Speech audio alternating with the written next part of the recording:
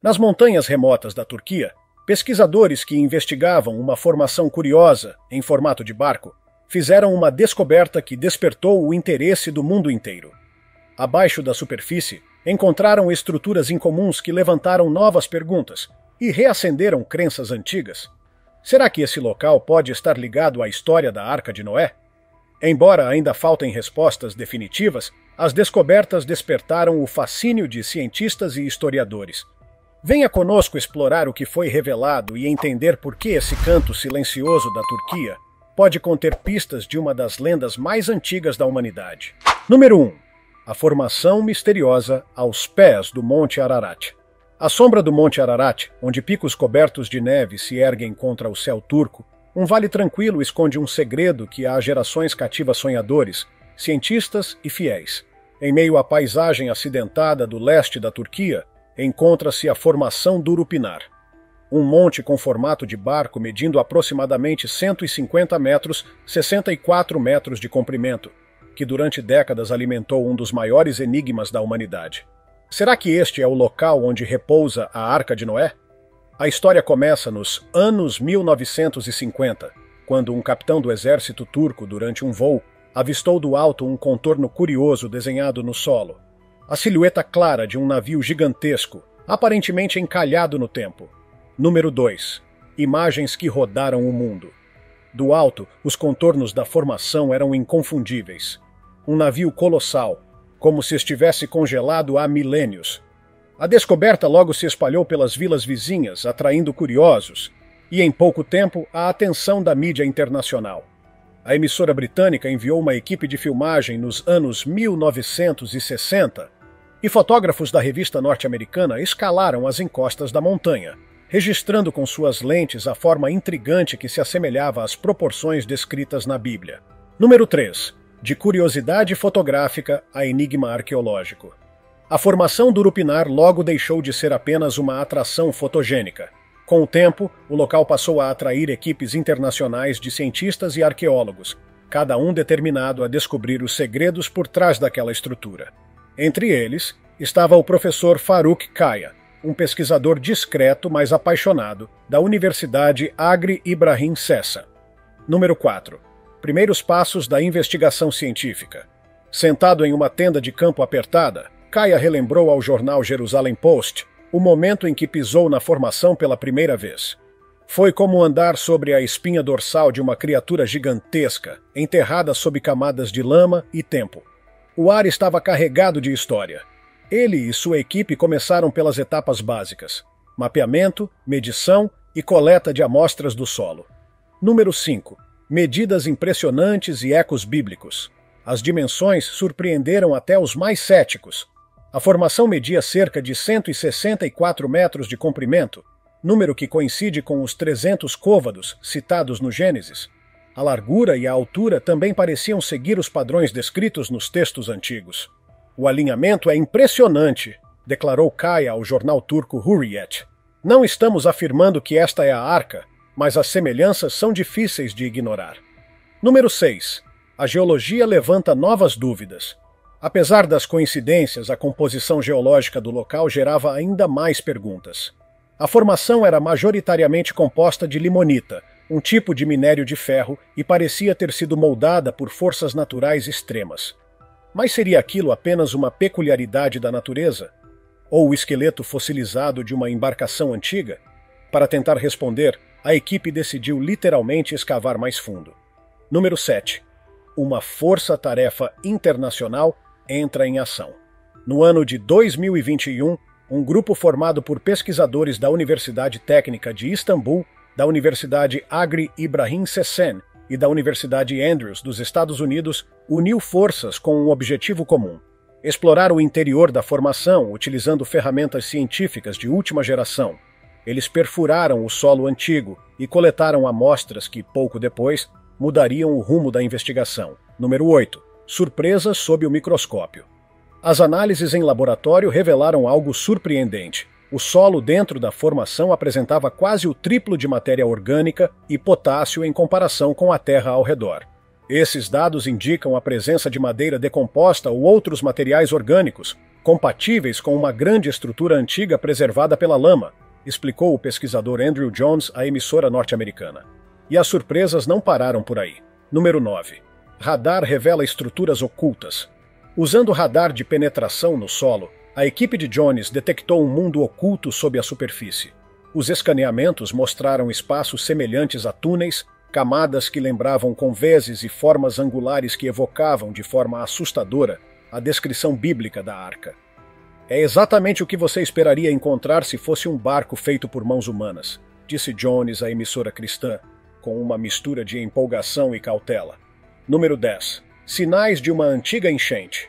As amostras do solo também indicavam sinais claros de inundação, presença de substâncias argilosas, depósitos marinhos e até restos de frutos do mar. Indícios de que aquela área esteve submersa. Nossa investigação mostra que essa região sustentava a vida naquela era e foi, em algum momento, coberta por água, o que apoia a ideia de um evento catastrófico extraordinário, declarou Kaya ao jornal Jerusalem Post. Número 11. Datação inquietante. As datas dos materiais orgânicos encontrados também chamaram atenção. Os testes de radiocarbono apontavam para um período entre 3.500 e 5.000 anos atrás, em conformidade com o tempo estimado do dilúvio, segundo os textos bíblicos. Quando essas informações vieram à tona, a cobertura da imprensa explodiu. O jornal norte-americano estampou a manchete: Novas evidências na formação do Urupinar apoiam o mito da Arca de Noé, enquanto canais internacionais publicaram reportagens detalhadas sobre as descobertas. Número 12. Reações globais e o ceticismo persistente. Enquanto o mundo assistia à discussão, crentes e céticos se manifestavam. As evidências sugerem que a história pode ter fundamento na realidade, afirmou a equipe de pesquisa a jornalistas, mantendo a cautela para não tirar conclusões precipitadas. Apesar do entusiasmo, o coro da dúvida também crescia. Número 13. As vozes dos geólogos céticos. Muitos geólogos defendem que a formação é totalmente natural, resultado de fluxos de lama e erosão ao longo de milênios. A atividade humana, por si só, não comprova uma narrativa bíblica, escreveu o jornalista Tim Newcomb na revista especializada em ciência e tecnologia, ecoando o pensamento da comunidade científica. O próprio Kaya, embora empolgado, reconheceu os limites dos dados. Com a datação atual, não podemos afirmar que a arca está aqui. Precisamos de muitos anos de pesquisa para revelar isso. Número 14. Um símbolo que atravessa o tempo. Mesmo assim, o fascínio pela formação do Urupinar persiste. Para os moradores que vivem próximos, o monte é motivo de orgulho e mistério. Para os cientistas, é um quebra-cabeça que exige paciência e rigor. E para milhões de pessoas ao redor do mundo, é um símbolo. Um lembrete de que certos mistérios, por mais enterrados que estejam, continuam chamando a atenção através dos séculos, convidando-nos a escavar, sonhar e acreditar. Número 15. A tecnologia avança para além da superfície. E se a ciência pudesse enxergar debaixo da Terra? E se a tecnologia moderna revelasse verdades ocultas por milênios? Chegou a hora de descobrir. Com a curiosidade em alta, os cientistas se reuniram no sítio da formação do Urupinar, prontos para desvendar os segredos enterrados sob o antigo monte em forma de barco. Número 16. Equipamentos modernos em ação. Durante muito tempo, debateu-se se a formação seria apenas um capricho geológico ou os restos fossilizados da Arca de Noé. Agora, com instrumentos capazes de atravessar pedra e tempo, eles estavam prestes a remover o véu da Terra. E o que encontraram surpreendeu tanto a ciência quanto a fé. Tudo começou com o som dos geradores e o ajuste cuidadoso do radar de penetração no solo, o equipamento de escaneamento do subsolo. Número 17. A neutralidade da ciência diante do sagrado. Andrew Jones, pesquisador com anos de experiência no local, observava os equipamentos com concentração. Não estamos aqui para perseguir lendas, disse ele à equipe do programa de história investigativa do canal científico, mas para deixar que os dados falem por si. A imparcialidade da equipe era evidente, muitos dos operadores nem sabiam do significado bíblico do local. Número 18. As primeiras imagens revelam o inesperado. Quando os primeiros escaneamentos surgiram nas telas, o ceticismo deu lugar ao espanto. Os pulsos do radar penetravam o solo e voltavam com ecos que formavam um mapa fantasmagórico do que havia ali embaixo. O que apareceu não foi a desordem típica deixada pela natureza, mas sim linhas paralelas e formas angulares. Padrões que, segundo um dos operadores disse à emissora norte-americana, não se parecem com nada que se espera de uma formação natural. Número 19. Um corredor central impressionante. Os escaneamentos revelaram um corredor central com cerca de 72 metros de extensão, ladeado por compartimentos semelhantes a salas, todos dispostos com ângulos retos, algo extremamente raro na natureza. O entusiasmo dentro da tenda era palpável. William Crabtree, o principal especialista em solos do projeto, examinava os dados entre a descrença e o entusiasmo. Número 20. Solo rico em pistas químicas. O solo dentro da formação é marcadamente diferente, explicou Crabtree ao jornal britânico. Estamos encontrando níveis mais altos de matéria orgânica e potássio, o que sugere decomposição de madeira, algo esperado se ali existisse uma enorme estrutura de madeira. Suas palavras logo viraram manchete em jornais ao redor do mundo. Número 21. Resistividade elétrica revela as entranhas do solo.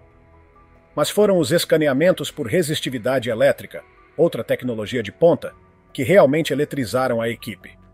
Essa técnica envia correntes elétricas pelo solo e mapeia áreas com diferentes resistências. O resultado foi impressionante. O casco da formação parecia se estender mais de 12 metros abaixo da superfície, com enormes costelas curvadas, como em um navio moderno. Número 22. 3 convéses e uma escada central.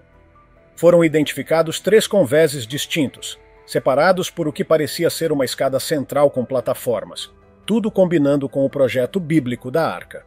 Isso não é uma pilha aleatória de rochas, afirmou John Larson, engenheiro da Nova Zelândia responsável pela equipe de resistividade. É uma estrutura construída, não um acidente geológico. A repercussão na mídia foi imediata. Número 23. A mídia se agita com as revelações. A emissora indiana publicou: Arca de Noé descoberta. Escaneamentos revelam estrutura em forma de barco na Turquia. Já o jornal norte-americano anunciou que os segredos totalmente preservados do local haviam sido revelados. A emissora cristã entrevistou Jones, que reafirmou: é exatamente o que você esperaria encontrar se estivesse procurando por um barco feito por humanos. Número 24. A grama que revela o invisível. Enquanto os dados se acumulavam, outras anomalias chamaram atenção. A grama que crescia sobre a formação apresentava uma coloração diferente da vegetação ao redor. Um detalhe sutil, mas revelador, de que algo enterrado estava influenciando a química do solo. É uma impressão viva, comentou Crabtree ao portal de notícias europeu. Um sinal de que a estrutura abaixo está alterando a própria terra acima dela. Número 25. Matéria orgânica em dobro e potássio em alta. As análises confirmaram. O solo dentro da formação possuía o dobro de matéria orgânica em relação à terra externa, e os níveis de potássio eram 40% mais altos, marcadores consistentes com madeira decomposta e outros resíduos orgânicos. Além disso, os escaneamentos revelaram partes danificadas do casco que pareciam ter rachado e se deslocado, como se a embarcação tivesse escorregado pela encosta e colidido contra uma grande rocha. Número 26. Estrutura simétrica e bem preservada. Utilizando softwares avançados, a equipe pôde filtrar a lama e focar apenas nos materiais mais densos. O que emergiu foi a imagem de um casco em forma de navio, simétrico e aerodinâmico, com costelas ainda intactas, mesmo após milênios de soterramento. Mas o momento mais impactante veio quando os pesquisadores perceberam o quanto os elementos internos coincidiam com as descrições bíblicas da arca. Número 27. Projeto bíblico detalhado nos escaneamentos. 3 andares, um corredor central, salas laterais e até uma possível escada foram mapeados com clareza pelos escaneamentos de radar e resistividade. Se você fosse construir uma embarcação para sobreviver a um dilúvio, seria exatamente assim que faria, afirmou Jones ao jornal Jerusalem Post, em declaração que logo foi replicada por veículos como a emissora cristã e o jornal britânico. Número 28. A dúvida persiste mesmo diante das evidências. Os pesquisadores mantinham a cautela. Será que estamos mesmo diante de algo feito por mãos humanas ou de uma formação natural extraordinária? Questionou Jones ao jornal turco. Mas a cada nova descoberta, a evidência se acumulava e o mundo observava. A equipe de escaneamento da Arca de Noé anunciou planos para novas perfurações e levantamentos não destrutivos, com o objetivo de proteger o local contra os invernos rigorosos e os fluxos de terra ativos que ameaçavam sua integridade. Número 29. Um mistério que desafia o tempo. Estamos apenas começando, disse Crabtree, com o olhar dividido entre o peso da história e o entusiasmo da descoberta. Seja o que for, é extraordinário, e temos o dever de descobrir a verdade. Quando o Sol se pôs por trás do Monte Ararat, os cientistas recolheram seus equipamentos, com a mente fervilhando de possibilidades. Sob seus pés, a Terra continuava a guardar seus segredos, mas pela primeira vez em séculos, a humanidade tinha ferramentas para escutá-la. Será que o solo poderia guardar a memória do que um dia existiu ali, não gravada em pedra, mas na própria química da Terra? Número 30. As impressões químicas escondidas no solo, sob as colinas cobertas de grama da formação do Urupinar, esperavam segredos silenciosos, escondidos não em relíquias visíveis, mas na própria Terra, e somente a ciência seria capaz de revelá-los. Com o sol da manhã iluminando o monte em forma de barco, cientistas se ajoelhavam com cuidado não em busca de ossos ou tesouros, mas de pequenas amostras de solo. Fragmentos capazes de contar a história do que um dia existiu ali. Número 31. Amostras que contam histórias milenares. A primeira amostra, escura e com cheiro terroso, foi cuidadosamente ensacada, rotulada e levada a um laboratório improvisado repleto de vidros e máquinas vibrando em ritmo científico.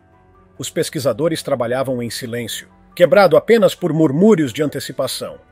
Eles buscavam matéria orgânica, potássio e indicadores de acidez, pistas químicas que diferenciariam a formação da Terra comum ao redor.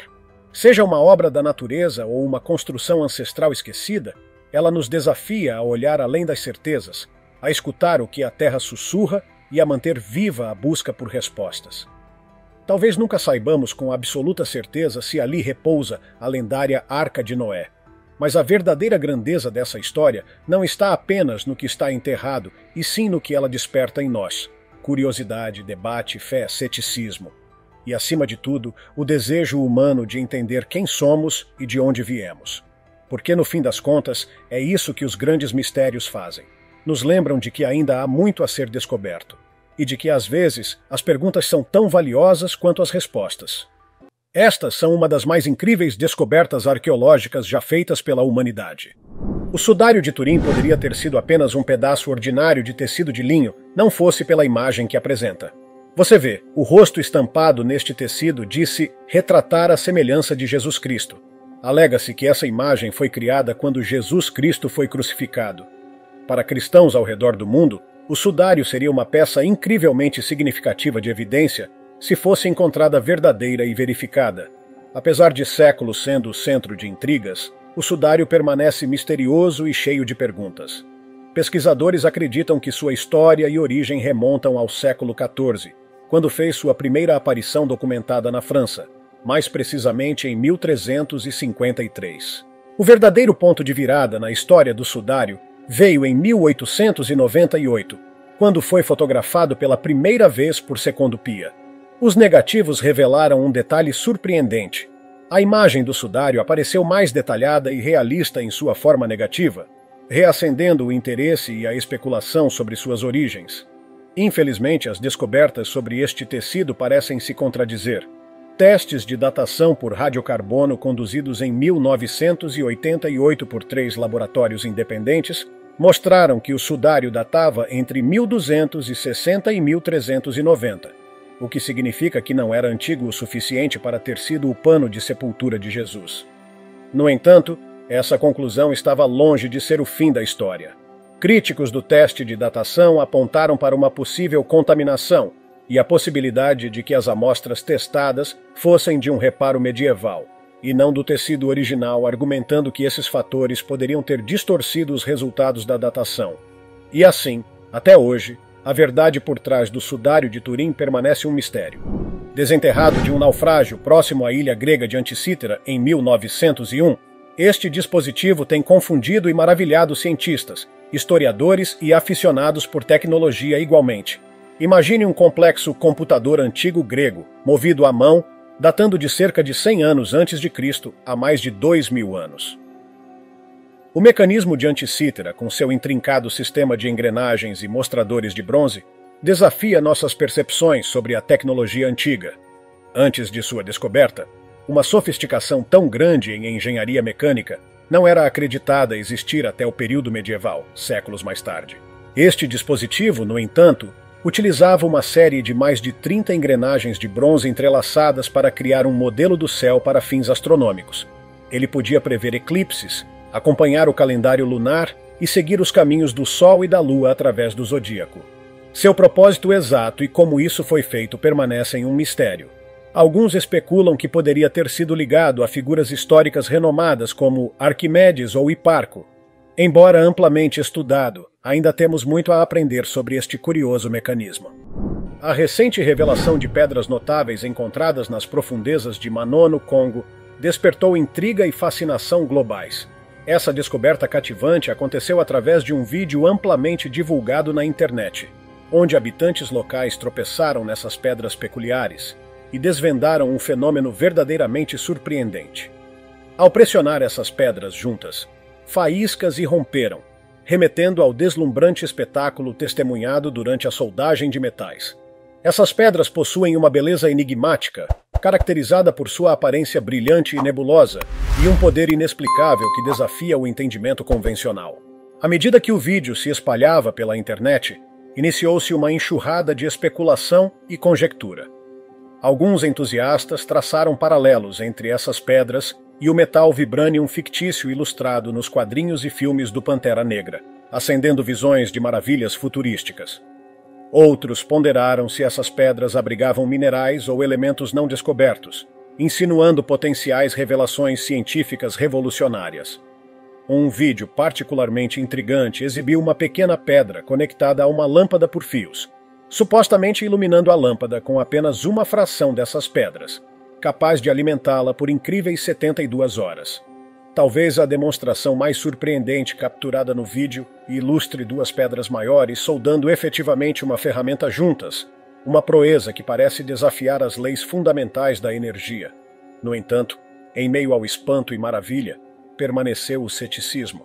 Os duvidosos especularam que os vídeos poderiam ser ilusões inteligentemente organizadas, questionando a credibilidade de pedras possuindo energia elétrica inerente.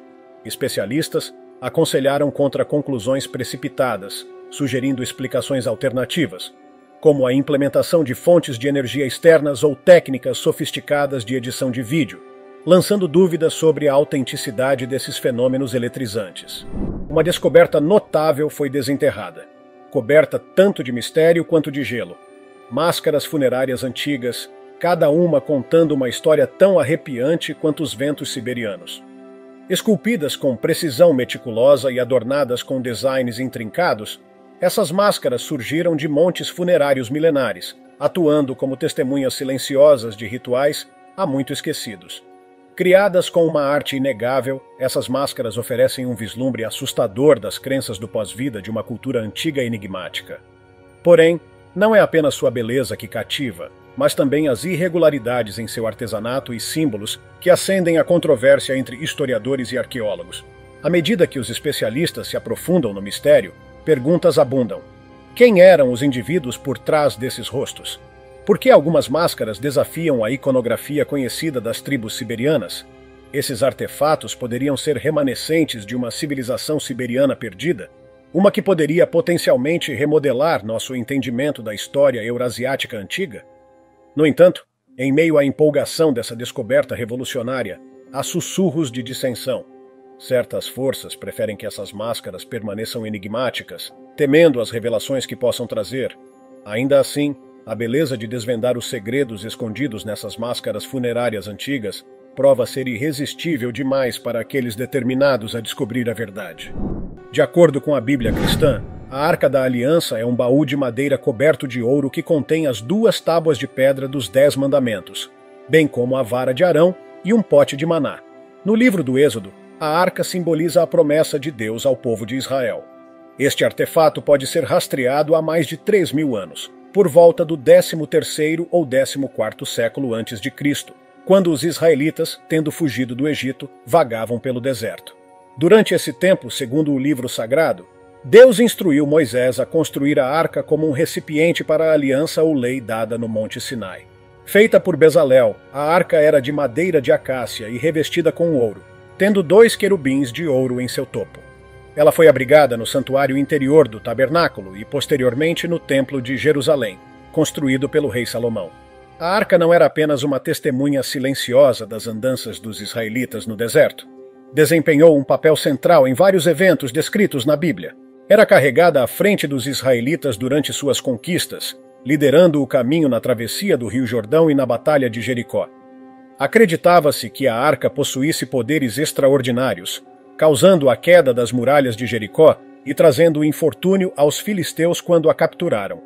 No entanto, o paradeiro da arca tornou-se um mistério desde a conquista babilônica de Jerusalém em 587 a.C. O desaparecimento da arca alimentou inúmeras teorias e expedições para localizá-la. Alguns acreditam que foi escondida pelo rei Josias ou pelo profeta Jeremias antes que os babilônios saqueassem Jerusalém.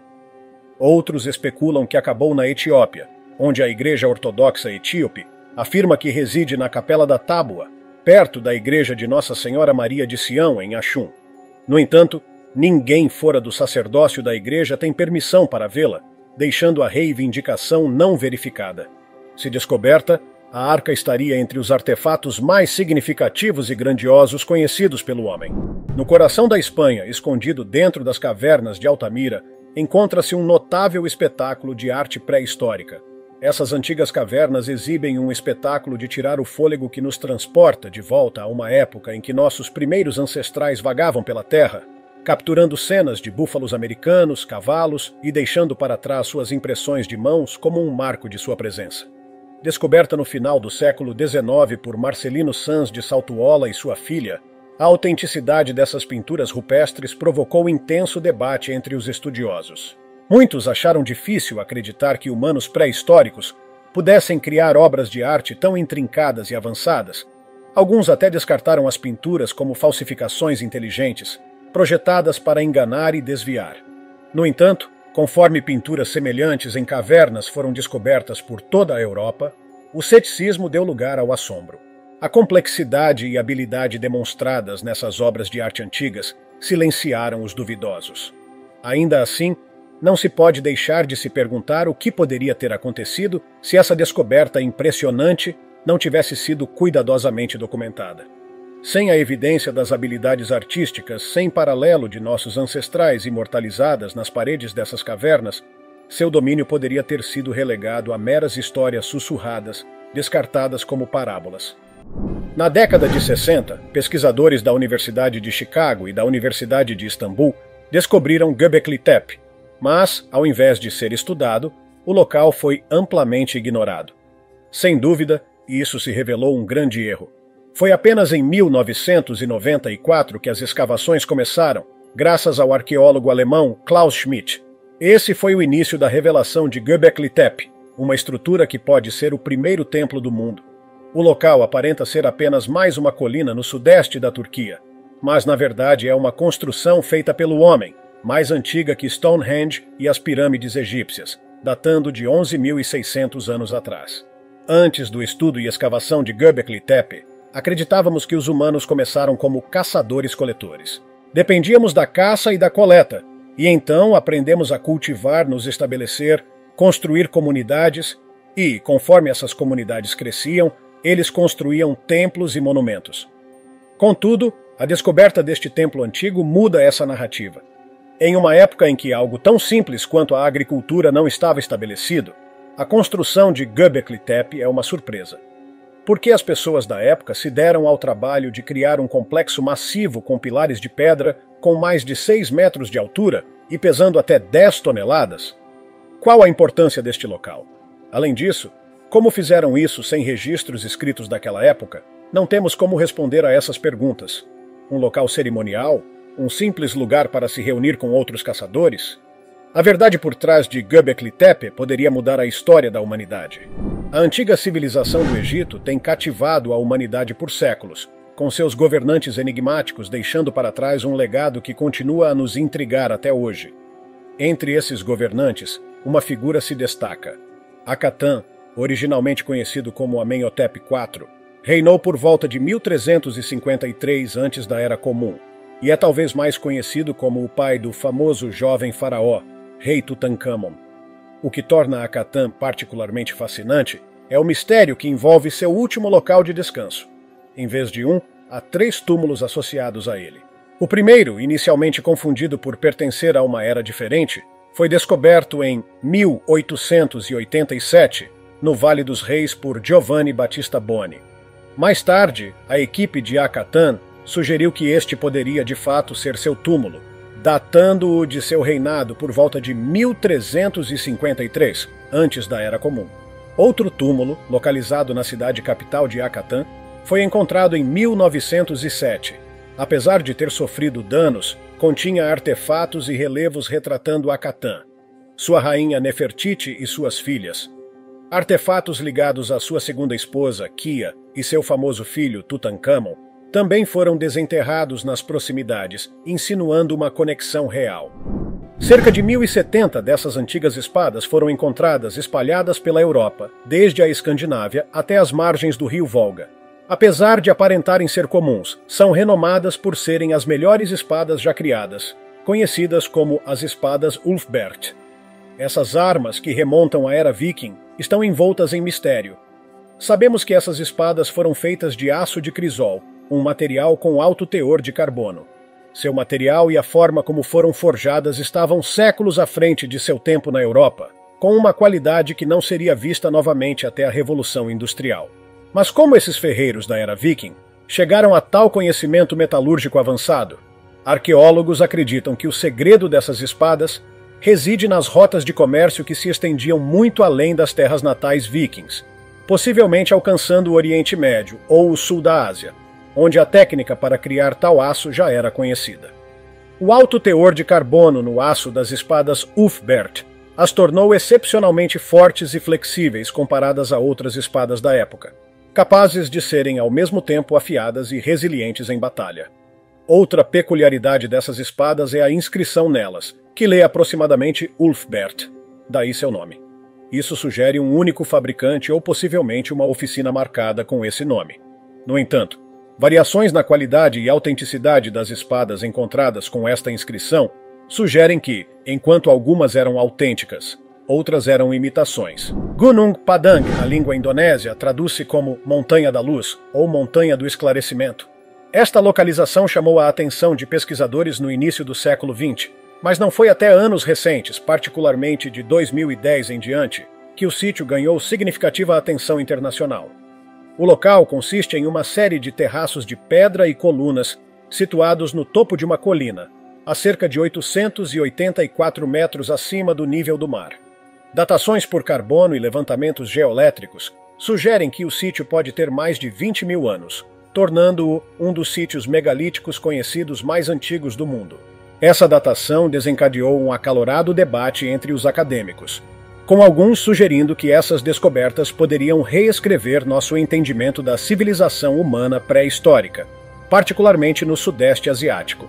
A complexidade do sítio sugere um alto nível de conhecimento arquitetônico, astronômico e espiritual entre seus construtores.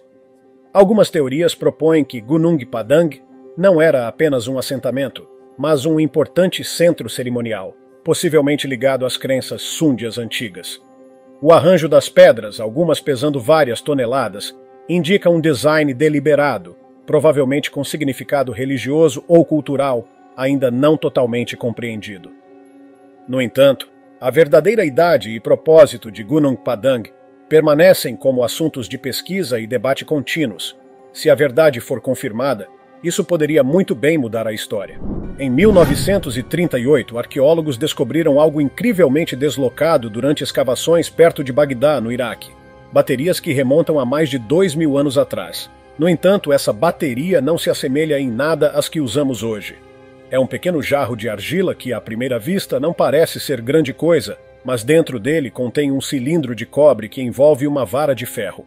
Este artefato, datando do período Partha, aproximadamente de 250 a.C. até 224 d.C., é conhecido como a Bateria de Bagdá. Esse artefato capturou a atenção de historiadores e arqueólogos por um bom motivo. Afinal, se a Bateria de Bagdá for de fato uma bateria, significaria que civilizações antigas poderiam ter tido um entendimento rudimentar de eletricidade muito antes da descoberta e do domínio do poder elétrico na era moderna. Pesquisadores descobriram que, usando uma substância ácida ou alcalina, como vinagre ou suco de limão, eles poderiam teoricamente produzir uma corrente elétrica a partir do conjunto de materiais na bateria de Bagdá, similar a uma célula galvânica simples. Suponhamos que este jarro não fosse destinado a ser uma bateria. Qual poderia ser seu possível uso? Alguns especularam que poderia ter sido usado para eletrodeposição, dando uma fina camada de ouro ou prata a outros metais, uma técnica conhecida como douração. Outros, no entanto, sugerem que poderia ter tido um propósito cerimonial ou medicinal, talvez usado no alívio da dor, similar a como usamos estimulação elétrica na medicina hoje. Infelizmente para nós, seu mistério permanece. Agora é a hora da escolha dos inscritos de hoje. Arqueólogos e historiadores foram proibidos de estudar esses achados para não reescrever a história. Nas profundezas de um vale esquecido, jaziam segredos enterrados que desafiavam a narrativa conhecida da história. Um lugar oculto em mistério, guardado pelas sombras do tempo, onde arqueólogos e historiadores não ousavam pisar, pois lhes foi proibido estudar os achados que ali residiam. Entre a folhagem exuberante e ruínas desmoronando, uma figura solitária ficou olhando para a entrada proibida de uma rede subterrânea. A renomada arqueóloga, doutora Amelia Rhodes, sentiu o peso da expectativa enquanto se preparava para desafiar o decreto que restringia sua profissão. Com uma resolução nascida da curiosidade e sede de verdade, ela adentrou a escuridão, seu coração pulsando com excitação.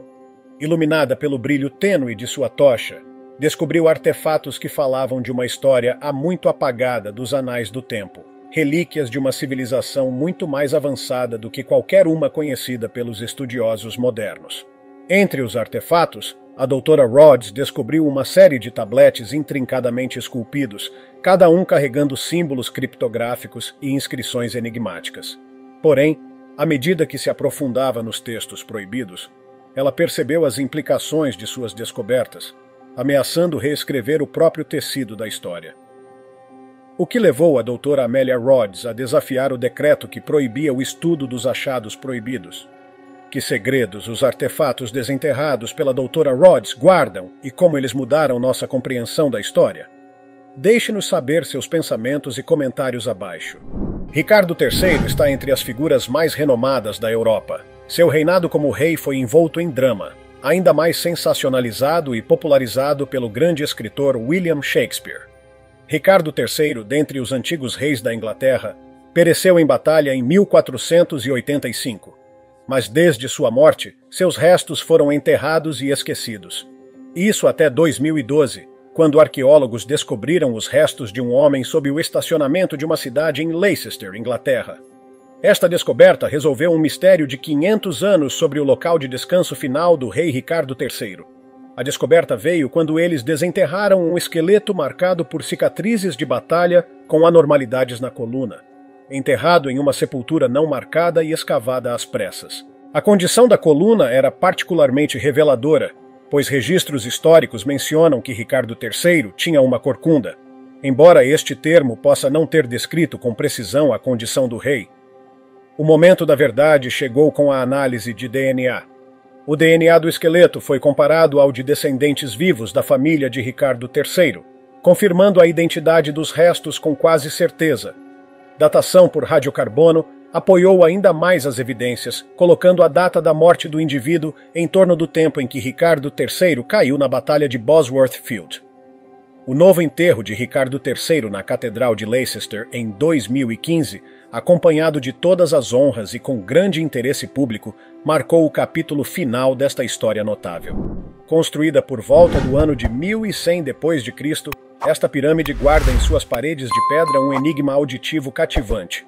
Quando alguém se posiciona na base de suas altas escadarias e bate palmas, um som extraordinário reverbera de volta, um som que remete ao canto do sagrado pássaro claro, profundamente venerado na cultura maia. O que torna essa experiência auditiva ainda mais intrigante é o design único da pirâmide. Ela se orgulha de possuir 4 escadarias, cada uma adornada com 91 degraus, totalizando 365 degraus, um reflexo direto dos dias no calendário maia. Essa simetria arquitetônica não é apenas estética. Ela desempenha um papel crucial na criação do misterioso eco que chia. À medida que o som das palmas encontra a fachada da pirâmide, ele não se depara com uma parede sólida. Em vez disso, ele dança entre as centenas de pequenos degraus, desencadeando uma sinfonia de ecos. Esses ecos, variando na distância percorrida, entrelaçam-se uns com os outros, criando uma cascata de sons. Os degraus mais baixos produzem ecos rápidos e agudos, seguidos de perto por intervalos mais longos de ecos mais graves dos degraus mais altos. Esse gradiente de tom espelha o canto melodioso de um pássaro. Até hoje, o fenômeno permanece envolto em mistério.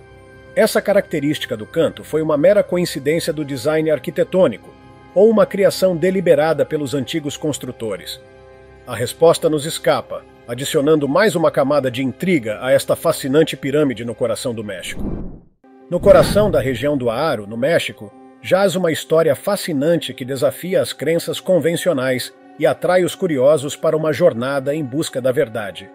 No ano de 1944, Valdemar Julius Rude desenterrou um tesouro composto por 33 mil figuras de Acamaro, esculturas de cerâmica delicadamente trabalhadas que retratam uma ampla gama de criaturas, desde dinossauros até seres humanos. Esta descoberta surpreendente acendeu debates acalorados, enquanto defensores a apontavam como prova da coexistência de humanos e dinossauros, ousando questionar as linhas do tempo científicas estabelecidas e as interpretações do Gênesis. No entanto, no meio da paixão pela descoberta, o ceticismo lançou sua sombra. Os céticos questionaram a autenticidade e as motivações por trás dos achados de Rude, um imigrante alemão chamado Hugh Rude, e um jovem criacionista da Terra Jovem chamado Dennis Swift defenderam a descoberta, sugerindo conexões antigas entre civilizações como os egípcios e os dinossauros. Ainda assim, a análise cuidadosa do arqueólogo Charles C. Dee revelou que as figuras eram falsificações modernas e não relíquias antigas. A saga continuou a se desenrolar, atraindo apoiadores como Charles Hapgood e Don Patton, juntamente com o fascínio do renomado autor Earl Stanley Gardner. Apesar das técnicas de datação conflitantes, os testes iniciais sugeriam antiguidade, apenas para serem posteriormente contraditos. A pesquisa de Gary W. Cavo e Mark Shah expôs disparidades nas temperaturas de queima e a confiabilidade das datas, envolvendo ainda mais a história em mistério. Localizada na Cantábria, Espanha, está a Caverna de Altamira, um dos sítios arqueológicos mais significativos encontrados até agora. Em 1879, Marcelino Sanz de Saltuola e sua filha Maria tropeçaram na caverna e ficaram imediatamente impressionados com as vívidas pinturas de bisões, cavalos e outras figuras no teto da caverna. Inicialmente, a autenticidade dessas pinturas foi recebida com ceticismo. Críticos não conseguiam acreditar que humanos da Idade da Pedra pudessem criar arte tão detalhada e realista. Não foi até que descobertas semelhantes foram feitas em outras partes da Europa que a importância de Altamira foi totalmente reconhecida. Hoje, esta caverna é saudada como a Capela Sistina da arte paleolítica. Por um breve período, a caverna foi aberta ao público, mas após notar a deterioração das pinturas, foi fechada novamente para preservar as pinturas. Em vez disso, uma réplica foi criada ao lado para que as pessoas ainda pudessem experimentar as maravilhas da caverna. Até hoje, muitos continuam a acreditar que ainda temos que desbloquear todos os segredos das pinturas da caverna. Profundamente nas extensões ásperas das montanhas Sandia, perto de Albuquerque, Novo México, jaz uma joia oculta conhecida como a Caverna Sandia. Esta notável caverna não é apenas uma caverna comum. É um local de imensa significância histórica, designado como um marco histórico nacional. Seu encanto não se limita à arqueologia. Ela possui um rico tecido de significado cultural para vários grupos pueblo. Na década de 30, um arqueólogo chamado Frank Heben mergulhou em suas profundezas, desenterrando descobertas surpreendentes que reformularam nosso entendimento sobre a habitação humana antiga na América do Norte. Contrariamente às crenças anteriores, as escavações de Heben revelaram que os humanos habitavam dentro da caverna muito antes do que se imaginava. No entanto, suas descobertas não ficaram sem controvérsia, pois alguns na comunidade científica levantaram dúvidas sobre sua autenticidade. Ainda assim, a intriga em torno da Caverna Sandia persiste. Os tetos da caverna trazem provas de seu passado antigo, com vestígios tênues de enegrecimento de éons de fumaça, indicando seu uso como abrigo ao longo de gerações. Infelizmente, a passagem do tempo não foi totalmente gentil com esta maravilha histórica, pois vandalismo e grafite mancham suas paredes, motivando esforços de conservação para proteger sua integridade. Para aqueles atraídos a explorar os mistérios ocultos dentro da caverna Sandia, a preparação é chave. O equipamento de caminhada apropriado é essencial, pois o caminho até a caverna é acidentado, envolvendo uma subida desafiadora e uma escadaria metálica circular guiando os aventureiros até sua boca. No entanto, o esforço vale a pena, pois dentro da caverna espera-se uma vista de tirar o fôlego do Canyon Liss. Agora é hora do tópico curioso de hoje. Os arqueólogos sempre desenterram pequenos artefatos inesperados que fazem todo mundo dizer "Uau, o que é isso?" E o objeto estranho que você vê nesta imagem é um desses achados. Ele foi encontrado enterrado no deserto do Arizona, o que faz sentido, pois é comum encontrar relíquias do passado sob as areias do mundo. Mas há dois grandes mistérios em torno desse artefato que estão deixando os especialistas confusos. Primeiro, ninguém consegue descobrir a qual civilização antiga ele pertencia. Segundo, como os dois olhos estão brilhando. Não há eletricidade envolvida, então como isso é possível? Fala-se muito sobre como civilizações antigas tinham uma tecnologia muito mais avançada do que costumamos acreditar, e que, em alguns aspectos, nós ainda não alcançamos o que eles já sabiam. Desde que foi desenterrado, o brilho dos olhos lentamente diminuiu, o que talvez possa dar uma pista sobre como isso funcionava. Mas quem sabe? Eu certamente não sei. Como sempre, deixe-nos saber o que você acha na seção de comentários abaixo, usando a hashtag Tópico Curioso. Em 1887, arqueólogos descobriram uma laje medindo cerca de 12 metros e 80 por 7 metros e 92. Ela está coberta de entalhes intricados conhecidos como petroglifos, tornando-a um dos melhores exemplos de arte rupestre pré-histórica na Escócia, se não na Europa. Esta pedra apresenta um hipnotizante arranjo de espirais, formas geométricas e marcas de copo e anel, um tipo de arte antiga encontrada em muitos locais pré-históricos ao redor do mundo, mas raramente com tal concentração ou complexidade. A origem da pedra de Cocknoe é envolta em mistério, acreditando-se que remonta ao Neolítico ou início da Idade do Bronze, algo entre 4.000 e 5.000 anos atrás. A questão comum a essas estruturas é o motivo por trás de sua construção. Algumas teorias sugerem que as marcações poderiam ter sido usadas para cálculos astronômicos, como uma forma de calendário antigo para marcar as estações e rastrear eventos celestiais. Outras propõem que elas possam ter tido uma significância espiritual ou ritualística, servindo como pontos focais para cerimônias ou como mapas para navegar pela paisagem de locais sagrados. No entanto, a jornada da Pedra de Cocknoe através da história não foi tranquila. Em 1964, devido a preocupações com vandalismo, decidiu-se enterrar a pedra sob o solo para protegê-la de mais danos. Por décadas, essa obra-prima pré-histórica permaneceu oculta, seus segredos enterrados junto a ela. Somente em 2016 foram feitos esforços para desenterrar e estudar a Pedra de Cocknoe mais uma vez. No entanto, ainda temos que descobrir e aprender todos os seus segredos.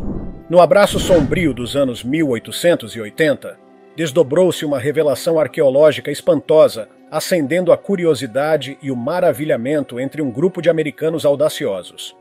Em um monte funerário oculto aos olhos da modernidade, subitamente descoberto por exploradores destemidos, o que jazia dentro era nada menos que extraordinário. Um tesouro de restos humanos peculiares, envoltos no mistério das eras. Entre esses esqueletos antigos jazia um segredo surpreendente. Crânios adornados com protuberâncias ósseas, assemelhando-se a chifres, elegantemente posicionados cerca de 5 centímetros acima das sobrancelhas. Esses crânios, outrora pertencentes a homens aparentemente comuns, ostentavam uma misteriosa coroa de osso, evocando uma atmosfera estranha. Mas isso não é tudo. Esses remanescentes esqueléticos sussurravam histórias de gigantes, com mais de 2 metros de altura, postos para descansar por volta do ano de 1200 d.C. Tal revelação não era uma façanha ordinária. Foi necessário um consórcio de antiquários distinguidos para orquestrá-la.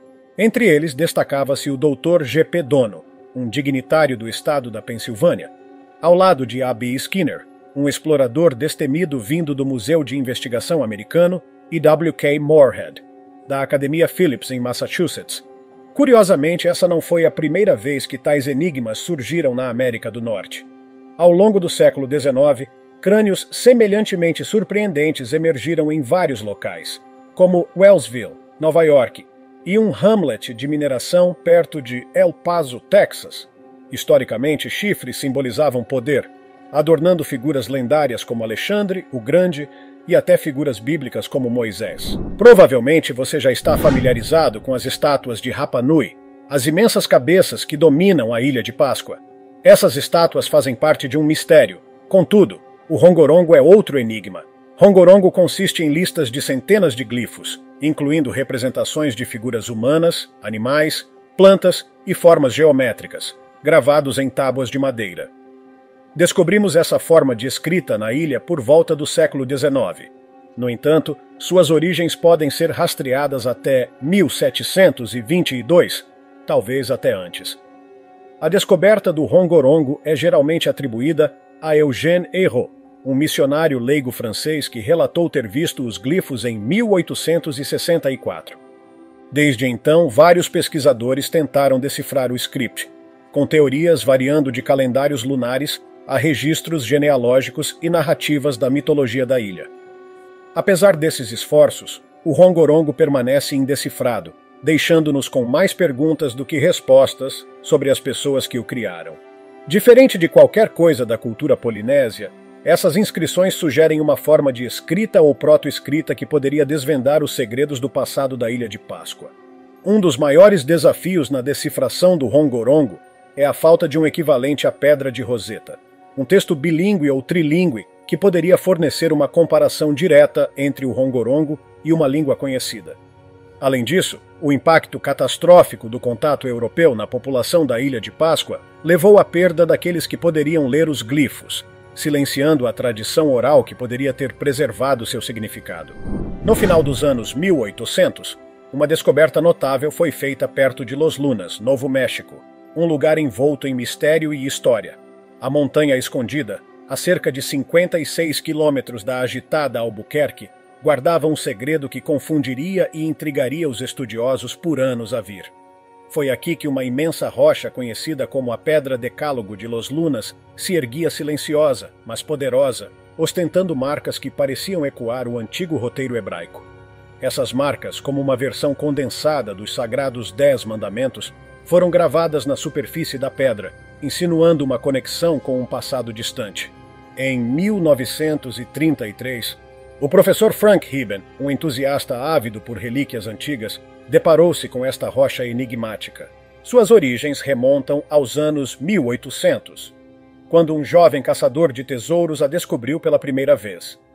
Apesar de céticos apontarem discrepâncias na pontuação das inscrições, o linguista Barry Fell defendeu sua autenticidade, observando que a pontuação estava alinhada com as normas antigas de escrita. No entanto, outros descartaram essas irregularidades como evidência de falsificação, enquanto alguns as viam como parte de um enigma misterioso à espera de ser desvendado. A importância da Pedra Decálogo de Los Lunas reside em seu potencial de reescrever a história. Alguns acreditam que ela sugere a chegada precoce de indivíduos de Israel à América, uma noção que desafia as narrativas convencionais de exploração e descoberta.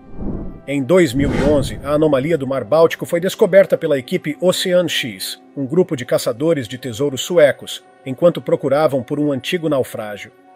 Em vez de encontrar um destroço histórico, eles encontraram essa característica bizarra no leito marinho. Este objeto estranho e massivo, repousando no fundo do oceano, está a cerca de 90 metros abaixo da superfície. Imagens iniciais de sonar revelaram um objeto de aproximadamente 60 metros de diâmetro, com bordas notavelmente retas e o que parecia ser formações circulares, levando a especulações desenfreadas sobre suas origens. Alguns sugeriram que poderia ser um local de queda de OVNI, um Stonehenge subaquático, um navio russo afundado ou até mesmo uma estrutura arquitetônica antiga. A equipe Ocean X relatou que essa estrutura anômala tinha características que se assemelhavam a escadarias, paredes retas e um silhueta plana em forma de cogumelo, alimentando mais teorias sobre sua origem não natural. No entanto, nem todos estão convencidos de que a anomalia do Mar Báltico é um resquício de visitantes extraterrestres ou de uma civilização perdida. Alguns geólogos propõem que a anomalia do Mar Báltico não é bem uma anomalia, mas sim uma formação geológica natural. Por exemplo, alguns acreditam que poderia ser um depósito glacial deixado para trás pela Era do Gelo. Esta teoria é apoiada pelo fato de que glaciares são conhecidos por transportar grandes rochas e criar formações incomuns no leito do mar. Apesar das explicações mais científicas, a anomalia do Mar Báltico continua sendo uma fonte de fascinação e debate, e a falta de evidências concretas e a dificuldade de exploração submarina nesta região impediram uma conclusão definitiva sobre suas origens. No ano de 1898, no coração de Minnesota, um evento extraordinário aconteceu, pintando um quadro claro de intriga histórica. Imagine um simples agricultor chamado Olaf Oman, trabalhando arduamente em sua terra, removendo árvores e tocos teimosos. Em meio ao seu trabalho, algo notável chamou sua atenção. Uma pedra de tamanho considerável, aconchegada entre as raízes de uma pequena árvore. Mas essa não era uma pedra comum. Ela continha um script misterioso, uma mensagem críptica aguardando decifração. Com altura comparável à de uma régua e largura semelhante à de uma tela de computador, a pedra não impressionava apenas pelo tamanho, mas também pelo peso, sua importância inicialmente escapando ao entendimento de Orman. Por 9 longos anos, a mensagem misteriosa permaneceu um enigma, até que Hjalmar R. Holland finalmente desvendou seus segredos. Gravada em sua superfície, estava a história de godos e noruegueses embarcando em uma ousada exploração de uma nova terra apelidada de Vinland. Esta revelação abalou os alicerces da história, sugerindo a possibilidade de que vikings possam ter atravessado o vasto Atlântico muito antes da célebre viagem de Colombo. No entanto, o ceticismo permaneceu na mente de alguns, lançando dúvidas sobre a autenticidade da narrativa da Pedra Rúnica de Kensington. Em 2017, cientistas anunciaram uma das descobertas mais significativas em relação à paleontologia: a maior pegada de dinossauro. Esta descoberta inovadora ocorreu na região acidentada e remota de Kimberley, na Austrália Ocidental. A maior pegada media impressionantes 1,70 m de comprimento, o que significa que um humano médio poderia se deitar dentro dessas pegadas. As pegadas datam do final do período Cretáceo, cerca de 90 a 115 milhões de anos atrás, época em que os dinossauros vagavam pela Terra. A descoberta fez parte de um estudo mais amplo que mapeou milhares de pegadas ao longo de um trecho de 25 quilômetros de litoral, revelando um ecossistema diversificado de dinossauros que uma vez prosperou na área. As pegadas de saurópodes indicam a presença de alguns dos maiores animais terrestres que já viveram. Estes gigantes gentis, com seus longos pescoços e caudas, vagueavam em manadas, pastando nas altas copas das florestas antigas. Cleópatra VII foi a última governante ativa do reino ptolemaico do Egito, sendo uma das figuras mais renomadas da história egípcia antiga. No entanto, curiosamente, seu túmulo permanece não descoberto. Contudo, a descoberta de um túnel geométrico pode mudar isso. Recentemente, a arqueóloga Kathleen Martinez, da Universidade de Santo Domingo, na República Dominicana, e seus colegas desenterraram a estrutura a 13 metros abaixo do solo. Este túnel, com cerca de 2 metros de altura, acredita-se que possa esconder o local de descanso da última rainha do Egito Antigo. Esculpido com precisão e pensado para datar do período ptolemaico, exemplifica as habilidades avançadas de engenharia dos construtores egípcios antigos. No entanto, o propósito exato do túnel permanece um tópico de pesquisa contínua, e se ele esconde ou não o túmulo de Cleópatra e seu amante, permanece desconhecido. Uma maravilha arqueológica aninhada em Bingo, Suécia. Este sítio misterioso, conhecido como o Dique Rachado, tem intrigado acadêmicos e locais igualmente por séculos, com suas marcações misteriosas estendendo-se por cerca de 22 metros. A intriga em torno de Runo remonta ao século XII, quando o cronista dinamarquês Saxo Grammaticus o mencionou pela primeira vez, descrevendo-o como um penhasco adornado com letras peculiares, um enigma que persistiu desde então. Apesar dos esforços do rei dinamarquês Valdemar I, que enviou especialistas para decodificar as gravações, a passagem do tempo e os elementos ásperos as tornaram indecifráveis. Avançando para o século XIX, Runo encontrou-se no centro de um apaixonado debate acadêmico. Em 1833, a Real Academia Dinamarquesa de Ciências organizou uma expedição para investigar essas runas. Entre a equipe estava Fure Magnusson, um filólogo que, após lutas iniciais, afirmou ter decifrado o código, interpretando-o como uma antiga ode ao rei Hilden na Batalha de Bala. No entanto, sua interpretação provocou controvérsia e enfrentou ceticismo generalizado. Após a tentativa mal-sucedida de Magnusson, o cientista sueco John Jacob Berzelius embarcou em seu próprio estudo, propondo uma teoria radical que sugeriu que o que parecia ser runas eram, de fato, rachaduras naturais na rocha formadas por atividade vulcânica antiga. O que você acha dessas descobertas? Talvez eu tenha perdido outros achados arqueológicos significativos. Se for o caso, sinta-se à vontade para compartilhá-los nos comentários abaixo. Confira também nossos outros conteúdos interessantes que estão aparecendo na tela agora. Vejo você no próximo vídeo. Cuide-se todos!